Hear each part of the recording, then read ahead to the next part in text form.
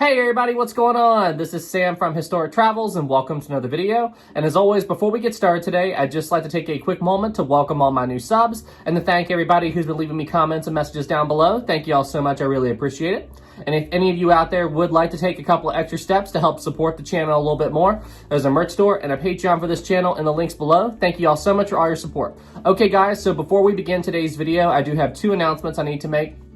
In case you don't know, yesterday we passed another huge milestone on this channel and passed the 70,000 subscriber mark. And guys, seriously, I really just, words can't express the gratitude I feel to each and every single one of you. When I started doing YouTube a year and a half ago, I never dreamed I would get to this point. So just, if it wasn't for all of you, I definitely wouldn't be here. So guys, just thank you. Thank you so much.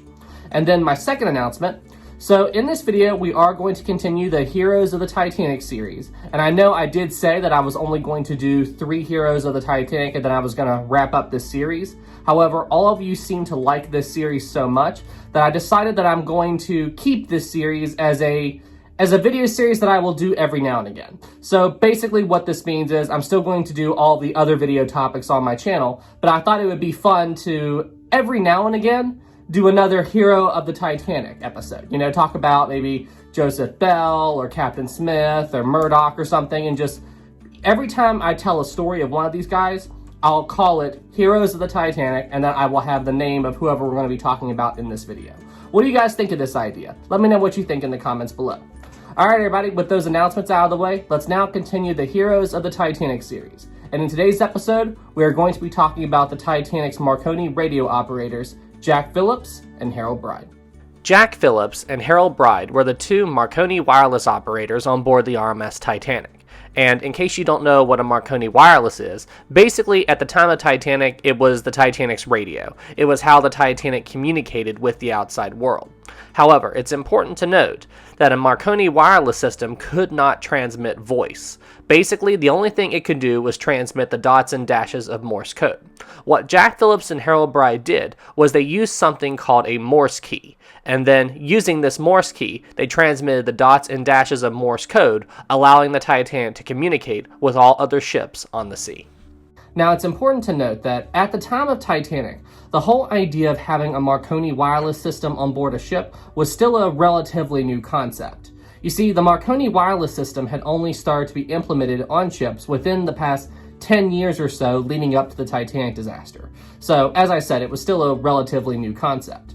And before the Marconi wireless system came out, the only way that ships could communicate with each other was by line-of-sight communication methods. So they used things like signal flags or signal flares or whatever to communicate with each other. But the biggest problem with this system of communication was that if you didn't have line of sight on whatever you were talking to, you couldn't talk to it. Which means if you couldn't see a ship, you couldn't talk to a ship. But all of that changed thanks to the Marconi wireless system. With this new wireless system, you could now talk to ships that were hundreds of miles away. I mean, just think about how much of an influence this made on the entire transatlantic shipping industry. Now, the range of the wireless system did fluctuate a little bit depending on what time of day or night you were using it. So during the daytime, the Marconi wireless system could transmit roughly 300 miles or so, give or take. And then at nighttime, sometimes the range was double that.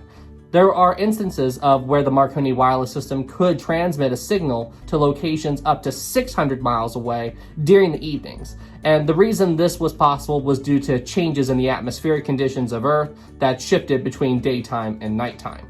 However, it seems like that usually during the nighttime, the Marconi wireless system could transmit roughly 400 miles or so.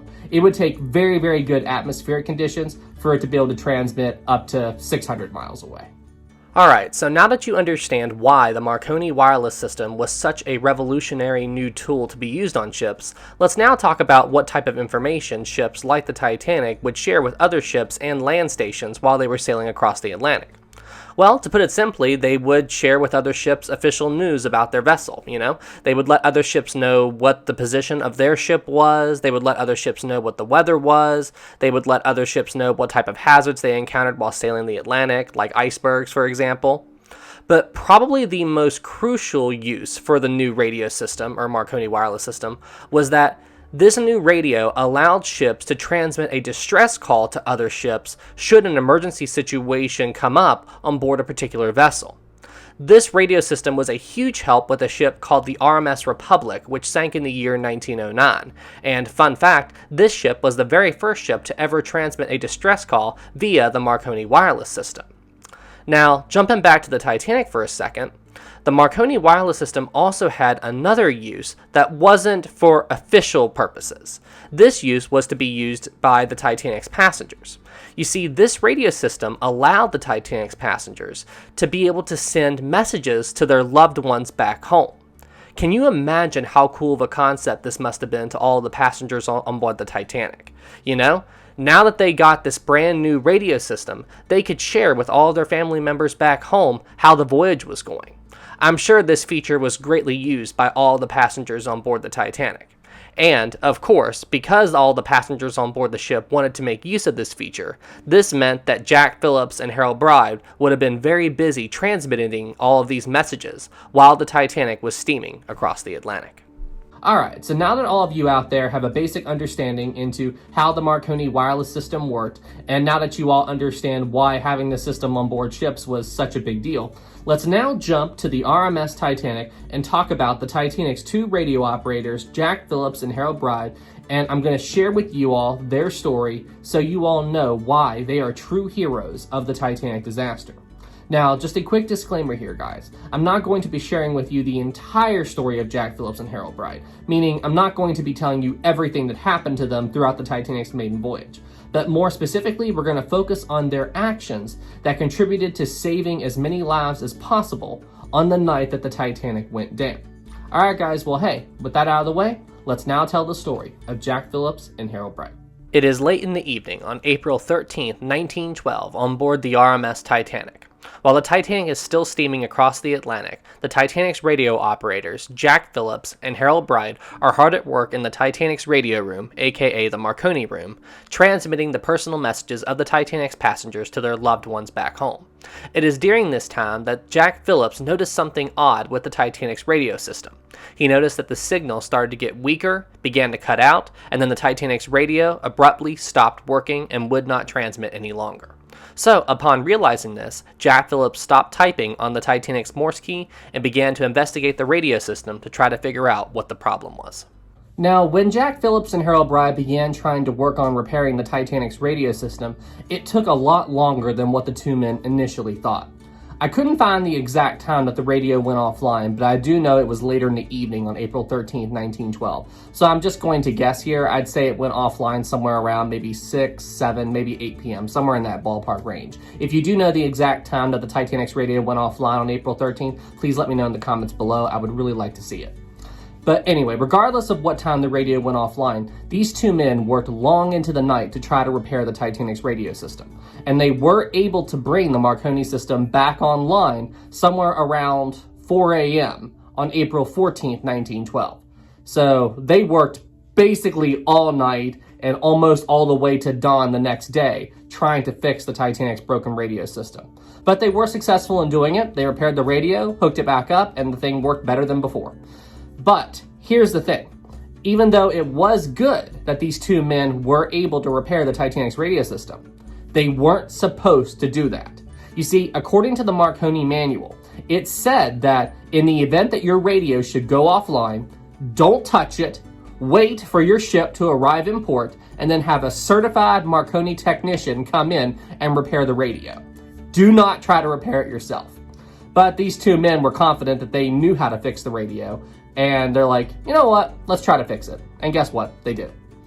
Now, according to the Marconi manual, it stated that if the radio should go offline, you're supposed to switch over to the emergency backup set and then use that to send your messages. However, Jack Phillips and Harold Bride didn't want to do this because the range of the emergency set is extremely limited. Where the main system can transmit somewhere between 300 and 400 miles away from a ship, the emergency set can only transmit up to 50 miles away.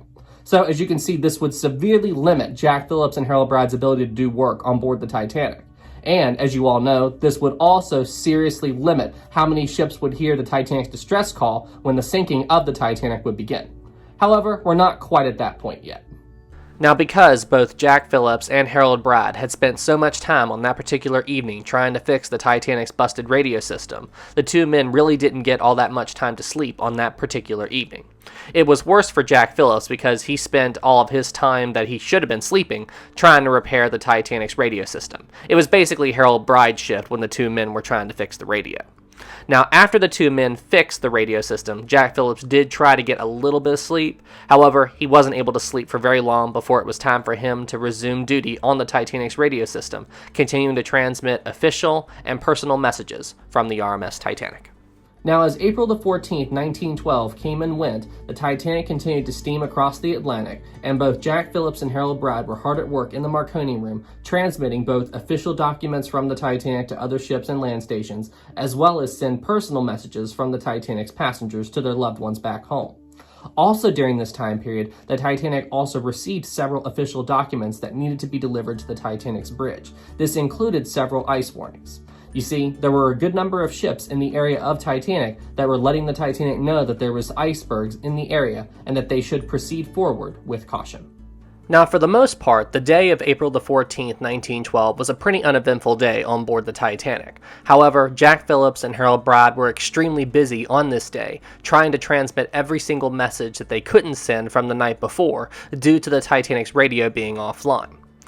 The next major incident of note for Jack Phillips and Harold Bride occurred at 9:40 p.m. ship's time on board the Titanic. At this time, another vessel sent an ice warning to the Titanic.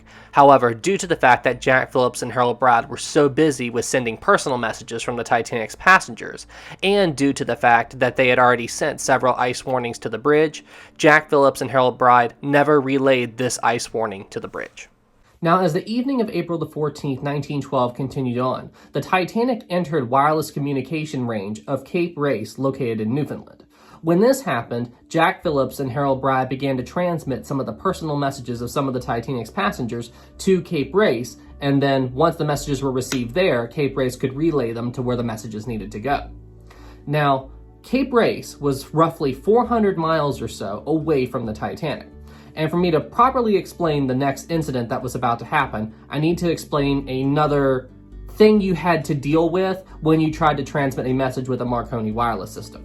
You see, when you tried to send a signal long distance on a Marconi Wireless system, the further away a location was, the louder you had to have your radio set in order to hear the faint dots and dashes of the location that you're trying to talk to. So because Cape Race was 400 miles or so away from Titanic, Jack Phillips had to have his radio turned up pretty loud to hear the faint dots and dashes of the Morse code coming from Cape Race. Now, another thing you have to remember is there weren't different frequencies at the time. Anybody with a radio system could turn on the radio and hear what ships were talking to whoever at that time period. Now, while Jack Phillips was talking to Cape Race, this is when the next incident occurred. Then, at 11:07 p.m. Titanic time, another ship known as the SS Californian, which at this time period was roughly 20 miles or so away from the Titanic, tried to message the Titanic and let them know that they were surrounded by ice and decided to stop for the evening. Now, when the Californian tried to message the Titanic, Jack Phillips was currently trying to talk to Cape Race, and Jack Phillips had his radio turned up near maximum so he could hear Cape Race. So, when the Californian tried to message in, it came through as a very loud ring in his ear and caused Jack Phillips to rip off the headset. Now, right after Jack Phillips received that very loud ring in his ear and ripped off his headset, he threw the headset onto the desk and then just kind of sat there for a moment contemplating what he was going to do next. And then the decision he made after this was a result of, number one, he was angry that he just got a very loud ring in his ear. And number two, he was also in a bad mood due to the fact that he had gotten next to no sleep over the last 24 hours. What Jack Phillips did next was he sent a very angry message to the Californian. He told the Californian to keep out, shut up. I am working Cape Race. Quit jamming. And then once he sent this to the Californian's radio operator received it, and the Californian's radio operator was like, wow, okay, I was just trying to help, but if you're going to be like that, whatever. Now, on the Californian, the radio operator on there was about to go to bed for the evening. So upon getting this really rude message from the Titanic, the Californian's radio operator shut down the radio on board that ship, and then he went to bed. Now, the Californian only had one radio operator. The Californian wasn't able to maintain a 24-hour radio watch like the Titanic was. So, once the Californian's radio operator went to bed, the Californian now had no way to communicate with any other ships on the Atlantic. Then, at 11:39 p.m., roughly 30 minutes or so after the whole Californian incident occurred, on the Titanic's boat deck, an object was spotted out ahead of the Titanic. A strange shadow appeared out of the darkness and was heading straight towards the bow of the Titanic. And while everybody on the ship at this time didn't yet know it, this strange object that the Titanic was steaming directly towards would change the fate of everybody on board the ship forever.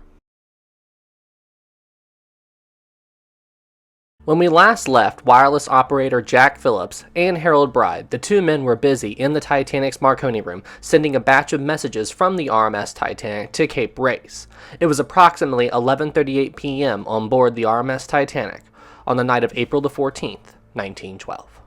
Then, at 11:39 p.m. ship's time, an iceberg was spotted directly ahead of the Titanic. First Officer William Murdoch ordered the Titanic to turn hard to starboard, which, due to tiller commands, means turn the ship to port. He also ordered the Titanic's engines to be stopped, as they tried to get around the iceberg. The Titanic's bow began to turn a little bit, however they did not have enough time to get the Titanic successfully around the iceberg. At 11:40 p.m. ship's time, the Titanic struck the iceberg on the starboard side below the waterline, puncturing several holes into several of the Titanic's watertight compartments. The iceberg impact lasted only roughly 10 seconds, and as a result of the iceberg impact, 6 of the Titanic's 16 watertight compartments was now open to the sea. Now, based on what information that I could find on this subject, it seems like that both Jack Phillips and Harold Bride didn't really notice anything all that severe at the moment that the Titanic struck the iceberg. This is because, due to their location on board the Titanic, the force of the initial impact between the ship and the berg wasn't felt that strongly there.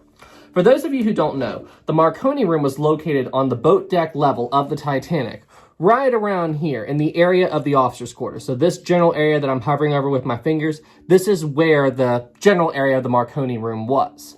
So because the Marconi Room was located so high up on the Titanic, the force of the ship hitting the berg really wouldn't have felt anything more than like a gentle heave of the engines. Or it may have felt like the Titanic just hit a really strong wave to Jack Phillips and Harold Bride.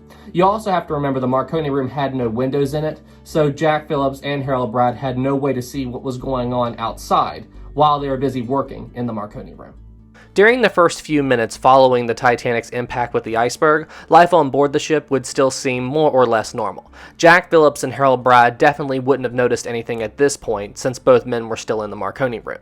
However, at this exact same time, Captain Smith, the Titanic's designer Thomas Andrews, and the Titanic's chief engineer Joseph Bell were all getting ready to go out and have their own inspections of the ship to see how bad the damage truly was. Now, at the exact same time that Captain Smith, Thomas Andrews, and Joseph Bell were all beginning their inspections of the ship, as far as Jack Phillips and Harold Bride were concerned, life on board the Titanic was still proceeding as normal. What you have to remember is, it's only been roughly 5 minutes or so since the Titanic had struck the iceberg, so no one would have went to the Marconi Room to talk to these two men yet. Now, the first real sign of trouble for both Jack Phillips and Harold Bride would have been just a few minutes later, or would have happened just a few minutes later. This would have occurred at roughly 11:48, maybe 11:50 p.m., somewhere right around there. You see, at that general time frame, the Titanic began to vent out steam through her massive funnels. You see, leading up to the Titanic's iceberg impact, the Titanic had been operating under near maximum steam pressure. And what you need to understand is, unlike ships today that run on gas or fuel or whatever, steamships, well, you can't just switch the engines off and not deal with the steam pressure. Because the way these steamships work is steam is made by the Titanic's massive boilers, and then that steam is sent into the Titanic's massive steam engines, and these steam engines turn the Titanic's propeller and push the ship across the Atlantic. However, when they shut off the Titanic's engines, well, since these steam engines weren't taking that steam anymore, the steam pressure inside the Titanic was continuing to build up, and it would continue to do so until they took care of putting out all of the Titanic's boilers. Now, in order to combat this steam pressure buildup, because if left unchecked, you could have a massive explosion due to all of the steam pressure building up, they had what's called safety valves located inside of the Titanic's funnels. And if the steam pressure inside of a ship got too high, these safety valves would automatically open and this would release the steam pressure. And at roughly 11:48, maybe 11:50 p.m., this is exactly what happened. The Titanic's steam pressure went over the maximum limit that the Titanic could handle, and the ship began to vent out steam. Now, what you have to understand is the process of this ship venting out steam was an extremely loud thing to hear. I mean, it was so loud that those on the Titanic's deck would have to shout at the top of their lungs, cover their hands, and then literally put their hands right beside someone's ear for them to hear. I mean, it was that loud. And Jack Phillips and Harold Bride, given the location of the Marconi Room on the ship, would have definitely noticed this. Now, there's an incredible clip from the James Cameron movie that does a great job in showing how loud this venting steam was. Now, I'm going to show you that clip in just a second, but I'm giving all of you a heads up right now, especially all of you wearing headphones, that this is going to be very loud. So consider this an audio warning. I'm going to switch to that clip in 3, 2, 1.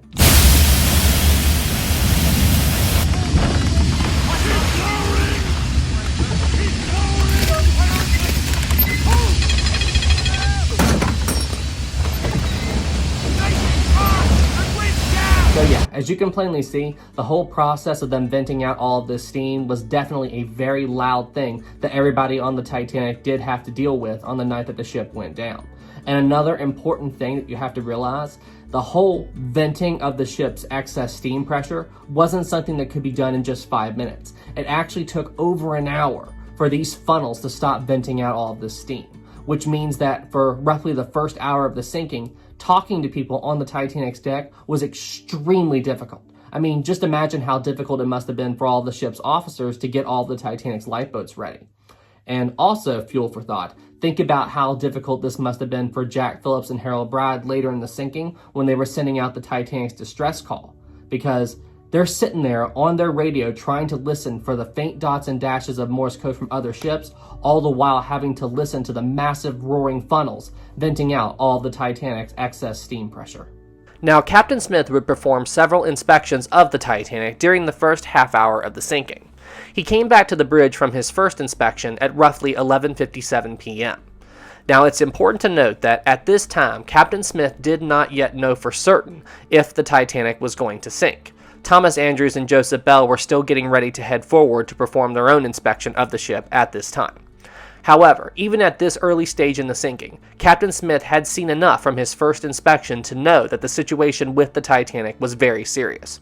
So, even though he did not yet know for certain that the ship was going down, he thought it was appropriate to head back up to the Titanic's bridge and let the bridge crew know that they should begin prepping the Titanic's lifeboats should an evacuation be necessary. It was also at this time that he visited the Marconi Room for the first time and told Jack Phillips and Harold Bride what had happened with the Titanic and the iceberg impact. He told Jack Phillips and Harold Bride at this time to begin prepping to send out a call for help. However, he also told these two men to not send out the call for help until he returned to the Marconi Room to let them know the call for help was necessary. Once Captain Smith had given the order to Jack Phillips and Harold Bride to begin prepping to send out a call for help, Captain Smith left the Marconi Room and headed back to the Titanic's bridge. Now, once he left the Marconi Room, Jack Phillips and Harold Bride were obviously stunned to learn what was going on with the Titanic. However, they really didn't have anything to prep in terms of getting the Marconi system ready to send out a call for help like the captain had ordered. You see, the radio was already online, and all they had to do was get on the Morse key and begin sending out a call for help using Morse code. So, because they had really nothing to do, the two men decided to just wait in the Marconi Room for the captain to return to let them know if they needed to send out a call for help. Once Captain Smith left the Marconi Room, he returned to the Titanic's bridge, at which point he was informed by one of the Titanic's officers that the flooding in the front sections of the Titanic were getting worse. Upon hearing this, Captain Smith went and met up with Thomas Andrews and Joseph Bell, and these two men were getting ready to head forward and perform their own inspection of the Titanic. So Captain Smith decided to join them. Now, it's important to note that Captain Smith was only with these other two men for a very short time, but still, in that short amount of time, Captain Smith saw how badly the ship was flooding. So, Captain Smith returned to the bridge while the other two men were still doing their own inspection of the ship, and Captain Smith gave the order to have all of the Titanic's passengers woken up, and he also gave the order to have all of the Titanic's passengers put their life jackets on. Remember, Captain Smith still did not yet know if the Titanic was going to sink. However, he knew that the flooding was severe enough that he should be prepared, just in case the worst-case scenario should come to pass. Now, at roughly 12:15 a.m. on board the RMS Titanic, while Captain Smith was on the bridge, Thomas Andrews, the ship's designer, met up with Captain Smith on the Titanic's bridge, at which point Thomas Andrews gave Captain Smith the terrible news. He told Captain Smith that the Titanic was going to sink. At this point in time, Captain Smith gave the order to begin loading the Titanic's lifeboats, and he also gave his famous order of women and children first. Now, it was also roughly around this time frame that Captain Smith would have returned to the Marconi Room and told Jack Phillips and Harold Bride to begin sending out a call for help. He told them to let all ships know that the Titanic was sinking and needed assistance as soon as possible. However, it's important to note that at this point in time, Captain Smith was in such a hurry to figure out where the Titanic was and give those coordinates to Jack Phillips and Harold Bride to put into the Titanic's distress call message that he basically got the coordinates wrong. So during the beginning parts of the sinking, as Jack Phillips and Harold Bride began transmitting the Titanic's distress call, they were in fact transmitting the wrong coordinates. So that meant that if any ship was trying to steam towards the Titanic, they were steaming towards the wrong location.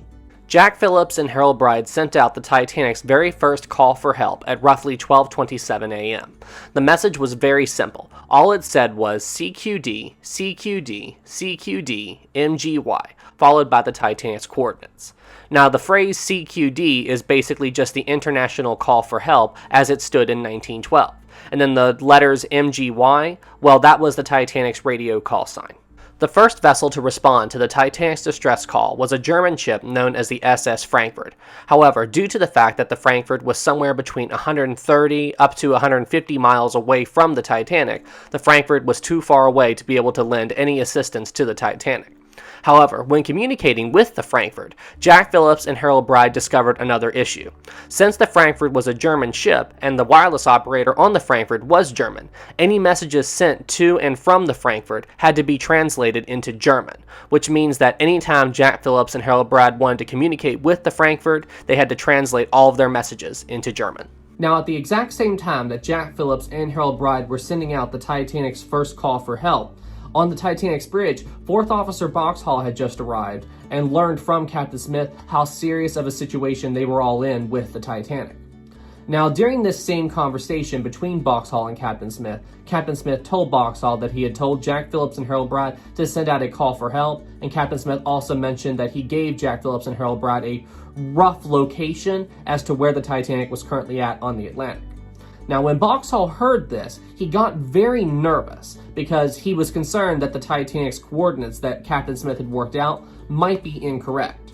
So Captain Smith told Boxhall to go and figure out if his coordinates were accurate or if they needed to revise their coordinates. And if the coordinates needed to be updated, he also told Boxhall to give these coordinates to Jack Phillips and Harold Bride.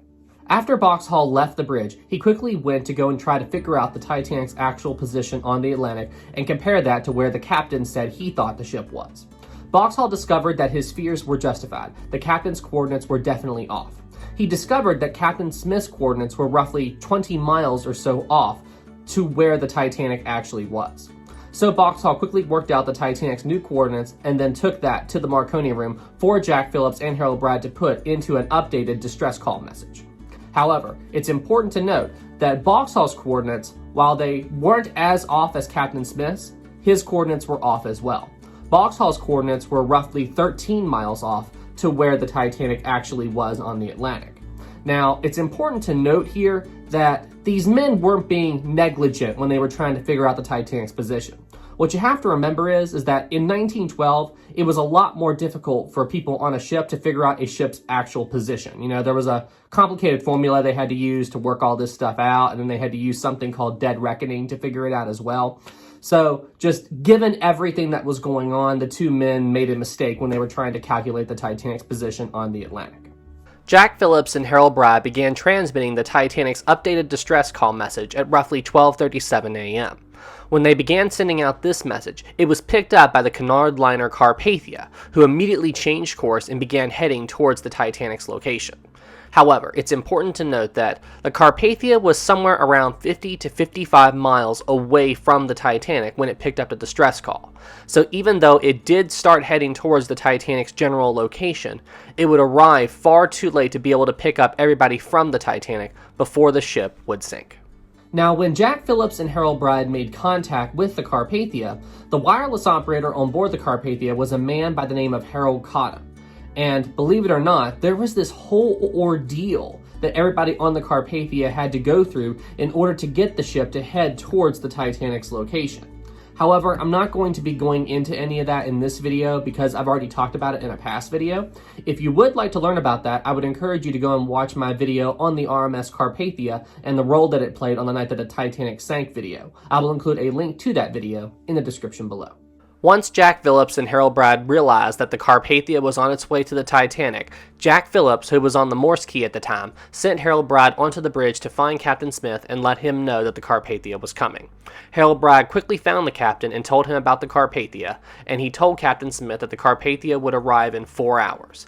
Once Captain Smith learned this, he turned to Harold Bride and yelled, "4 hours!"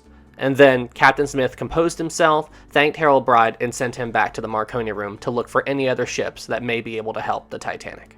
Now, the reason that Captain Smith yelled at Harold Bride 4 hours when he learned how long it was going to take the Carpathia to reach the Titanic was because a little bit earlier in the sinking, when Captain Smith had met up with Thomas Andrews had told Captain Smith that, as we said earlier, the Titanic was going to sink. But Thomas Andrews also told Captain Smith that he gave the ship maybe an hour up to an hour and a half to live.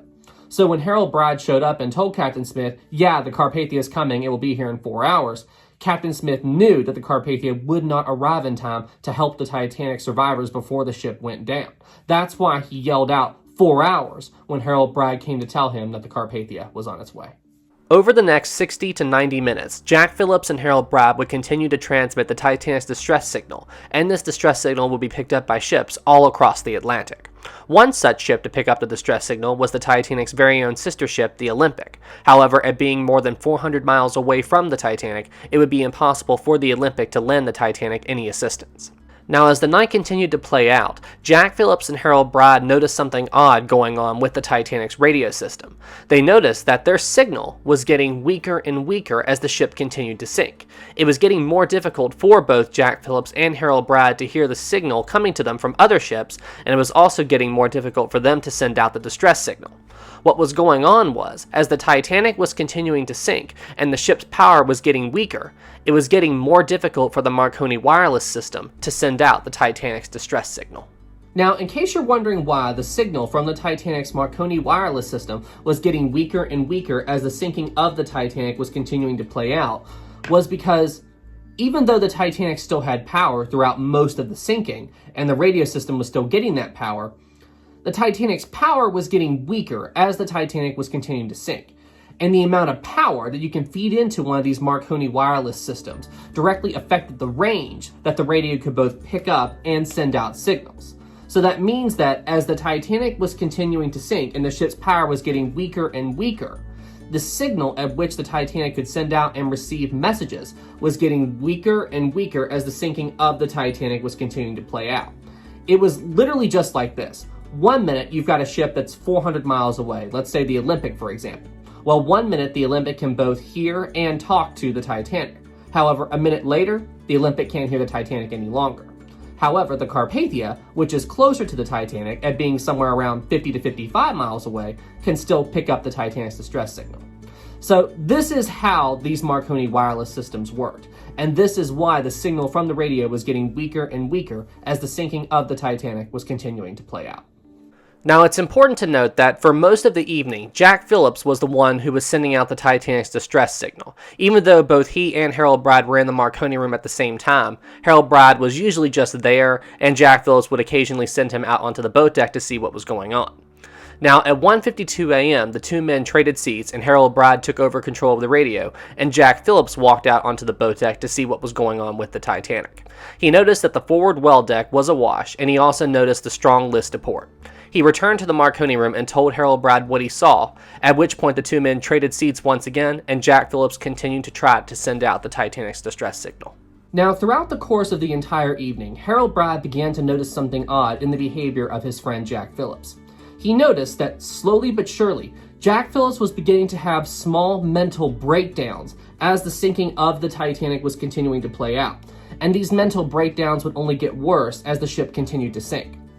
You see, what was going on was, and I'm sure the fact that Jack Phillips didn't have enough sleep was a factor to this, but it's commonly believed that Jack Phillips felt like it was up to him to save everyone on the Titanic before it sank.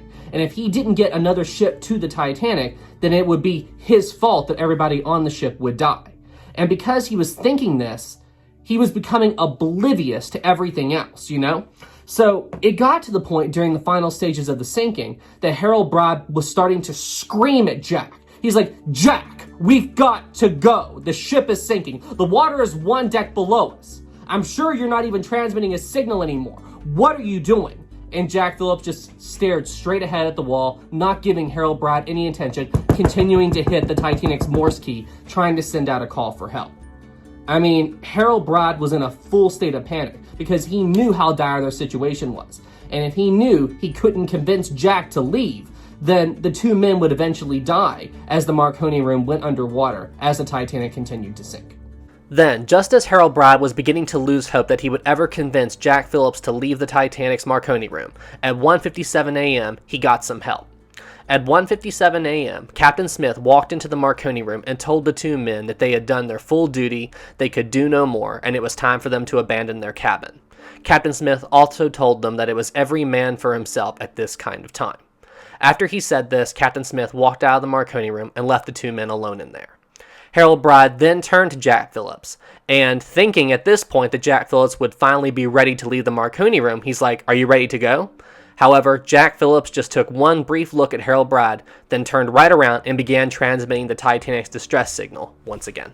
Now, if you thought Harold Bride was agitated at Jack Phillips before Captain Smith walked in, well, after the captain released the two men and Jack Phillips continued to try to send out the Titanic's distress signal, well, I can't describe how annoyed Harold Bride was with Jack Phillips at this point. Harold Bride began to scream at Jack, "Didn't you hear the captain? There's no use in trying to send out a signal anymore. The power's gone. The water's coming. We've got to go." However, once again, Jack Phillips ignored him and continued to try to transmit the Titanic's distress signal.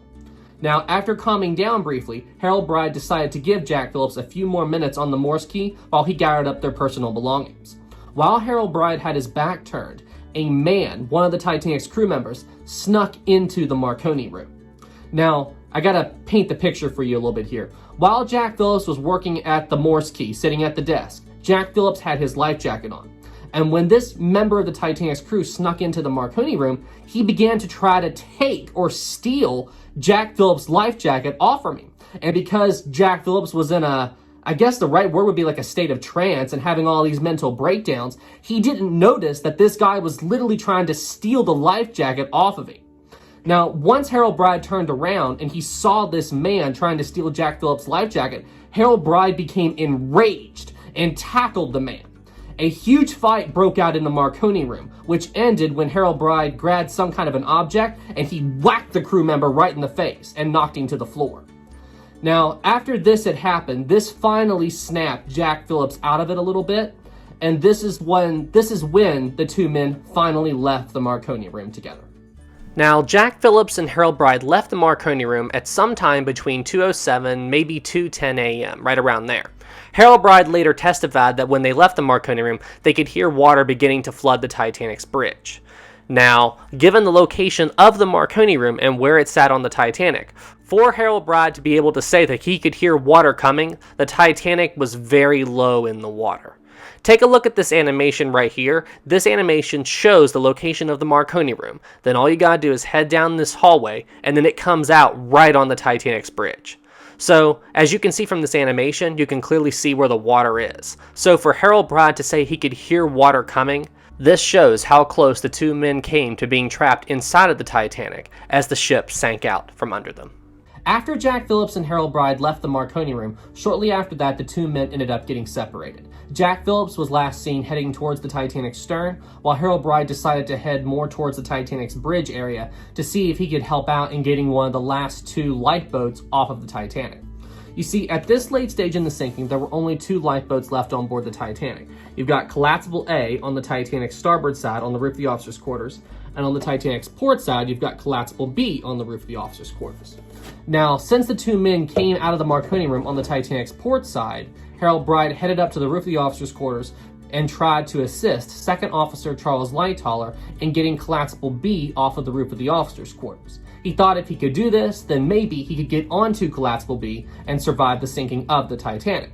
Now, as Harold Bride and Second Officer Charles Lightoller, along with several other men, were trying to free Collapsible B and get it down to the roof of the officers' quarters, all of these men pushed the boat off of the roof and it tumbled down to the boat deck. However, due to the Titanic's very sharp list to port, when this lifeboat fell from the roof of the officers' quarters, it landed upside down on the Titanic's boat deck. And to make matters worse, the lifeboat caught Harold Bride and took him down with it. Harold Bride ended up becoming trapped underneath Collapsible Lifeboat B on the Titanic's boat deck as water slowly but surely began to flood underneath the lifeboat. Boy, I tell you, poor Harold Bride. I mean, think about everything this poor man had to go through on the night that the Titanic went down. I mean, not only did he have to deal with the fact that his ship was sinking, but he also had to deal with Jack Phillips slowly losing his mind throughout the evening. He had to deal with that guy that attacked Jack Phillips at the Marconi Room. And then to top it all off, when he tries to escape the Titanic, he ends up getting trapped underneath a lifeboat that gets flipped upside down. I mean, poor Harold Bride, that's all I gotta say. Anyway, luckily, after Harold Bride got trapped underneath this lifeboat, he wasn't stuck there for very long. Due to the fact that that part of the Titanic was rapidly going underwater, it didn't take long for this lifeboat to float off of him. Once this happened, Harold Bride simply held his breath, went underneath the lifeboat, and came up and then climbed on top of the overturned lifeboat. After he did this, it wasn't long before this lifeboat was pushed away from the rapidly sinking Titanic. Then, Harold Bride, along with Second Officer Charles Lightoller and all the men who were able to climb on top of Collapsible Lifeboat B, drifted away as they watched the Titanic slowly sink right in front of them. Now, the Titanic foundered at 2:20 a.m., and a short time after the Titanic went down, Second Officer Charles Lightoller turned to Harold Bride and asked him if he knew of any ships that were coming to rescue the Titanic survivors. Lightoller, just like Harold Bride, had also escaped the ship on the upside-down lifeboat Collapsible B. Harold Bride turned to Lightoller and said yes, he knew the Carpathia was coming and that it should arrive at somewhere around 4 a.m. And luckily, Harold Bride was exactly right. Right around the time the Carpathia said it would arrive, it steamed into the area at which the Titanic went down and began launching flares to let the Titanic survivors know that rescue would soon be there. Now, ultimately, Harold Bride would end up surviving the sinking of the RMS Titanic. Unfortunately, his friend Jack Phillips would not survive the evening. Now, we don't know for certain what happened to Jack Phillips after him and Harold Bride got separated. There are some conflicting reports that say Jack Phillips made it to Collapsible Lifeboat B. However, Harold Bride later said that he never saw Jack Phillips on that lifeboat. So ultimately, what happened to Jack Phillips, we really don't know. The only thing we know for certain is that he did not survive the sinking of the Titanic. All right, everybody, well, hey, now all of you know the incredible story of Jack Phillips and Harold Bride. And now all of you know how these two men helped save the lives of everybody who was able to escape the Titanic on the night she went down. Now, before I say goodbye to all of you, I do have a few shout outs that I need to give. First of all, I'd like to thank Tom Linsky and his team over at the Part-Time Explorer YouTube channel for letting me use his sinking animation along with his documentary film, The Last Signals, in this video. If you would like to watch those videos, I will include a link to them in the description below. I highly encourage you all to go and watch The Last Signals documentary. It's an incredible documentary that tells the story of Jack Phillips and Harold Bride, so go check that out. I would also like to thank Olivier for sending me this incredible 3D printed model replica of one of the Titanic's reciprocating engines. Now, he isn't selling these 3D printed models, but he is selling the plans for them, so you can 3D print this model yourself if you have a 3D printer. There will be a link for that in the description below. Olivier, thanks for sending this to me. And I would also like to thank the team that's developing a mod for the game Roblox. This mod is its own game called SOS Titanic, and the purpose of this game is to try to escape the Titanic before the ship goes down.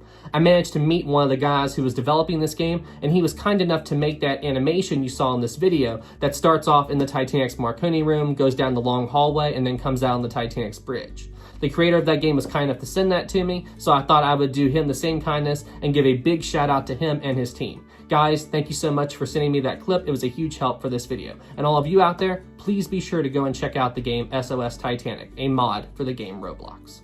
Alright everybody, well hey, that's it for this video. Thank you all so much for watching. If you like this video, be sure you leave it a like, be sure to subscribe, and thank you all so much for all the support. I could not do this without the support of each and every single one of you. Alright everybody, well hey, you all take care, and I will see you in the next one. Have a good night everybody. Special thanks to our captain level Patreon supporters, Jeremy Hack, Jeffrey Clayton, Dakota Charbonneau, Moosh, and Greg Gallick. Thank you all so much for all the support.